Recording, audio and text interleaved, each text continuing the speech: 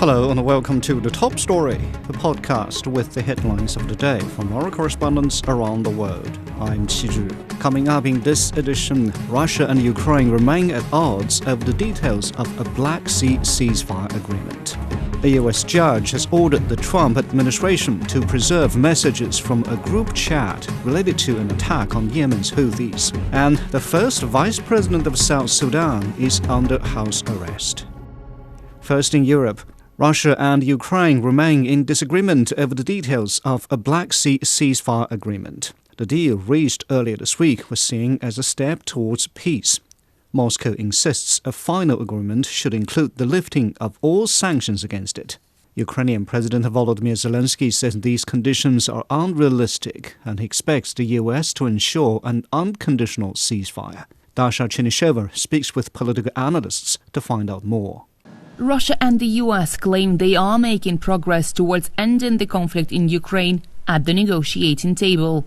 Some analysts say a Black Sea ceasefire would make sense. The Black Sea is only start point for a broader dialogue on regional security, simply because any decisions about the Black Sea are very difficult, I would say impossible, to separate from the status of Ukraine, from the problem of demilitarization of Ukraine in a broader perspective, and from the perspective of deployment, of non-deployment of foreign troops, European troops in the regions. And I think that starting from the Black Sea, starting from very clear agenda, both sides unavoidably had to move to these questions. And from this perspective, it was negotiations not about just Black Sea, but about regional security in a broader sense. But before a Black Sea safety deal is implemented, Moscow says its list of demands, including the lifting of some sanctions,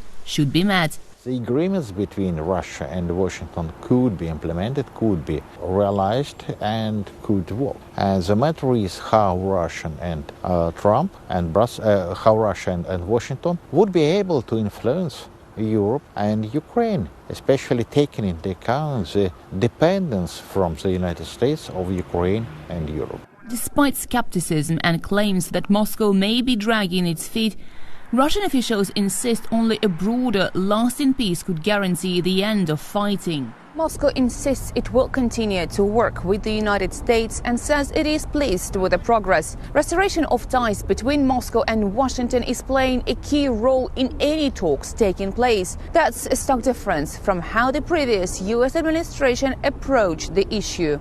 That was Dasha Chinisheva reporting. In the meantime, European countries have agreed at a summit in Paris to ramp up rather than lift sanctions on Russia. French President Emmanuel Macron has unveiled initiatives to support Ukraine during the meeting. A Russian Foreign Ministry spokesperson says Moscow is against the possible deployment of Western peacekeepers in Ukraine. Ross Cullen has more from Paris.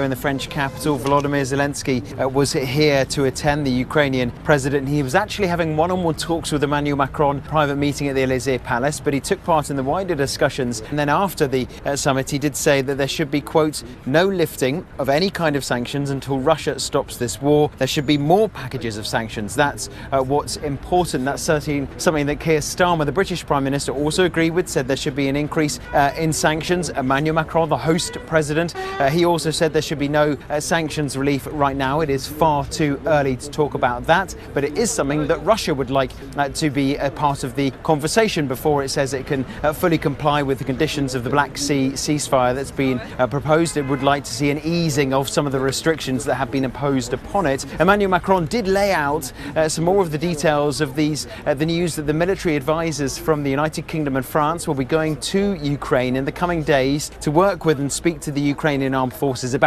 building up and training the Ukrainian military, but also to be assessing the state on the ground in terms of how many soldiers might be needed for this potential reassurance force of thousands of foreign troops deployed inside Ukraine after the end of the war. Also, they'd be assessing what kind of hardware would be needed, what kind of equipment would be required. That's Ross Cullen reporting from Paris. Turning to North America, A U.S. judge has ordered the Trump administration to preserve messages from a group chat used by top national security officials to discuss plans for an attack on Yemen's Houthis. The ruling adds pressure on the White House after revelations that Jeffrey Goldberg, editor-in-chief of The Atlantic magazine, was accidentally included in the group on a Signal messaging app. Jim Spellman reports. A non-profit government watchdog group has filed suit in federal court over the Signal group chat, arguing that using the commercial app amounts to illegally destroying public records. Assigned to oversee the case is Judge James Boasberg, the same judge that has blocked some of President Trump's deportation policies. Trump attacked the judge on social media, writing in part, "How disgraceful is it that Judge James Boasberg has just been given a fourth Trump case, something which is statistically impossible. There is no way for a Republican, especially a Trump Republican, to win before him." Meantime, new reporting from Der Spiegel and Wired magazine claims personal information on some of the participants in the Signal chat was easily found online, suggesting lax digital security at the highest levels of the U.S. government. On Capitol Hill, Democrats and some Republicans are calling for investigations into the incident. Trump says he doesn't object. Democrats are proposing legislation making it illegal for officials to use commercial messaging platforms such as Signal to discuss classified information. And some continue to call for resignations, including Mike Waltz, Trump's national security advisor, and Defense Secretary Pete Hegseth. So this was really an astonishing breach. My view, Waltz and Hegseth should go, but I think Trump has the responsibility as president to step up and assert the need for accountability. But Trump says he still supports his national security team and says attacks on his administration over this issue are a, quote, witch hunt. That was Jim Spellman reporting. Major U.S. commercial partners are counting the cost of Donald Trump's latest trade broadside, 25% tariffs on imported vehicles. The U.S. president's latest executive order will impose duties on April 3rd. Many countries have criticized the tariffs and threatened to retaliate. Germany called for a firm response from the EU, while Japan says it will consider all options. The U.S. stock market ended lower on Thursday. Critics say consumers will pay thousands of dollars more for a new vehicle. Evan Fairclough reports. How much more will a new foreign car in the US cost? Some experts think at least an extra $12,500 after President Donald Trump's 25% tariffs on imported vehicles and components take effect next month. German manufacturers are among those targeted. This will increase costs and ultimately raise prices for vehicles in the USA.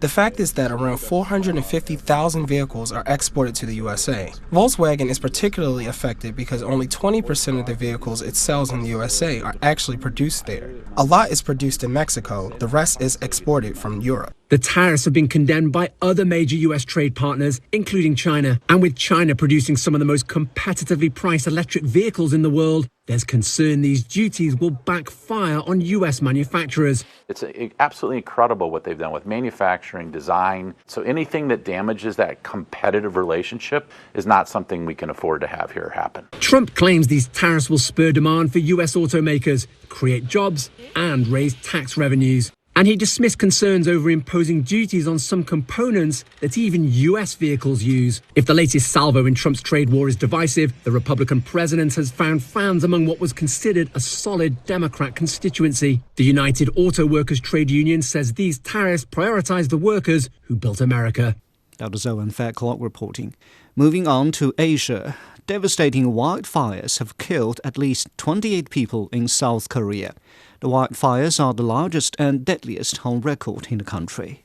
Authorities have evacuated entire communities as fires continue across the country's southeast. Emergency shelters are in place for relief, but the road to recovery for those who have lost their homes is uncertain. Shane Ham reports from one of the local evacuation centers. Dozens of people have taken shelter at this gymnasium after being forced to flee their homes. Many evacuees arrived with very little, escaping as flames tore through their neighborhoods and villages. Like 77-year-old Kim Wei-sun, who fled her home with literally nothing but the clothes on her back. I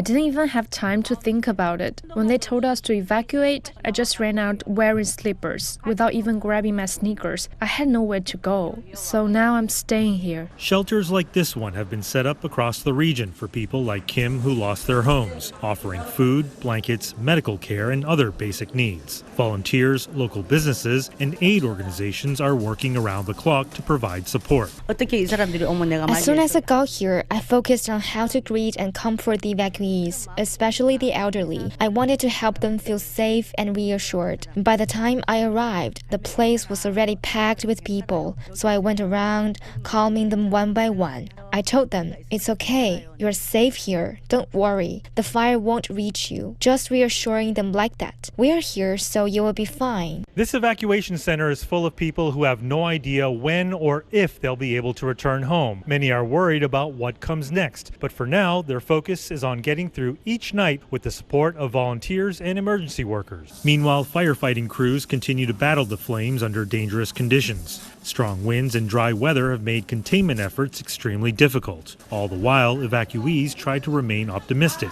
at a time when all hope seems lost. We work so hard all our lives, never borrowing money from others, always trying to help instead. Even after my husband passed away, I kept volunteering. I truly lived my life working hard. I never imagined this would happen, but now there's no hope. South Korea is currently battling one of its worst wildfires in history. For many at this shelter, the hope is that the sooner the flames are extinguished, the sooner this community can start to rebuild and rekindle its spirits. That is Shingham on South Korea's deadly wildfires. Finally, in Africa, South Sudan's first vice president, Riek Machar, is under house arrest. Machar's party says the detention invalidates the 2018 peace deal that ended a 5-year civil war. Others, including UN Secretary-General Antonio Guterres, have warned that the country could plunge back into conflict. David Mbiti has more. Machar was placed under house arrest late Wednesday night. The longtime rival of South Sudanese President Salva Kiir was detained at his residence in the capital, Juba. In a statement, Machar's Sudan People's Liberation Movement in opposition party say the defense minister and chief of national security forcefully entered Machar's residence and delivered an arrest warrant. The party condemned the arrest as a blatant violation of the constitution and the 2018 peace agreement, which set the stage for a unity government with Kiir and Machar sharing power. Machar's detention follows weeks of clashes in the oil-rich Upper Nile state, where government forces loyal to the president have battled the so-called White Army, a militia that fought alongside Machar during the civil war. Machar denies ongoing links to the group. More than 20 of Machar's political and military allies in the unity government and army have been arrested since February when the clashes began. And now, with the latest developments, Machar's party said his arrest effectively collapses the peace deal that ended the 2013 to 2018 civil war. The head of the UN mission in South Sudan also warned the country was teetering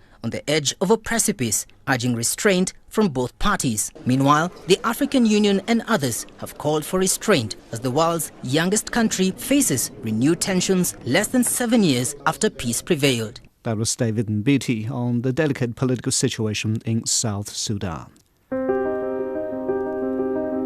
Now, recapping today's headlines before we go, Russia and Ukraine remain at odds over the details of a Black Sea ceasefire agreement.